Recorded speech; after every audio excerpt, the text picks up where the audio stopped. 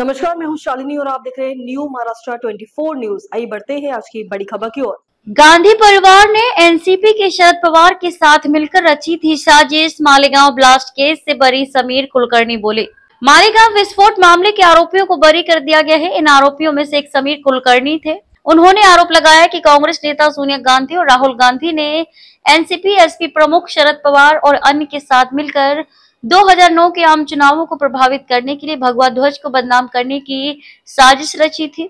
विशेष NIA court के फैसले के बाद सभी खुश हैं। उन्होंने कहा कि यह मामला राजनीतिक साजिश का था, जिसका मकसद देशभक्तों और धार्मिक हस्तियों की छवि को खराब करना था। कुलकर्णी के अलावा भाजपा नेता पूर्व सांसद प्रज्ञा ठाकुर और लेफ्टिनेंट कर्नल प्रसाद पुरोहित उन 7 आरोपियों में शामिल थे जिन पर मुकदमा चल रहा था। अन्य आरोपियों में मेजर सेवानिवृत्त रमेश उपाध्याय, अजय राहिरकर, सुधाकर द्विवेदी और सुधाकर चतुर्वेदी शामिल थे। 17 सालों का इंतजार खत्म। समीर कुलकर्णी ने कहा कि पिछले 17 साल से हम इस दिन का इंतजार कर रहे थे। मुझे भारत की स्वतंत्र और निष्पक्ष अदालत पर पूरा भरोसा था कि ये हमारी बेगुनाही पर मोहर लगाएगी। जो सच्चाई हमें पहले दिन से पता थी, जो तत्कालीन यूपीए सरकार और जांच एजेंसी को पता थी, वही सच्चाई है। आज पूरी दुनिया इसे जान लेगी। सरकार के दबाव में हुई जांच। कुलकर्णी ने आरोप लगाया कि जांच सरकार के दबाव में की गई। उन्होंने कहा कि आजादी के बाद पहली बार देशभक्तों, धार्मिक लोगों और संतों को आतंकवादी कहा गया। उन्होंने कहा कि कांग्रेस ने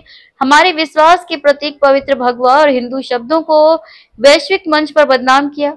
मुख्य आरोपी शरद पवार, दिग्विजय सिंह, सुशील कुमार शिंदे, शिवराज पाटिल, शकील अहमद पटेल, सोनिया गांधी और राहुल गांधी हैं, जिन्होंने 2009 के आम चुनाव को ध्यान में रखकर ये साजिश रची।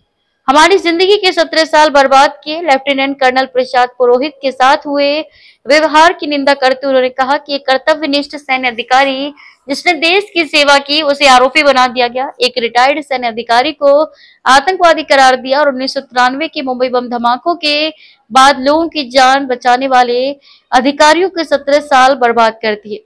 खबरों में अब तक के लिए बस इतना ही। फिर होगी आपसे मुलाकात, तब तक के लिए नमस्कार और देखते रहिए न्यू महाराष्ट्र 24 न्यूज। ऐसे ही लेटेस्ट अपडेट पाने के लिए हमारे चैनल को सब्सक्राइब करें और तुरंत नोटिफिकेशन पाने के लिए बेल आइकन दबाना न भूलें। यदि आप हमें फेसबुक या इंस्टा के माध्यम से देख रहे हैं तो हमारे पेज को फॉलो जरूर करें। धन्यवाद।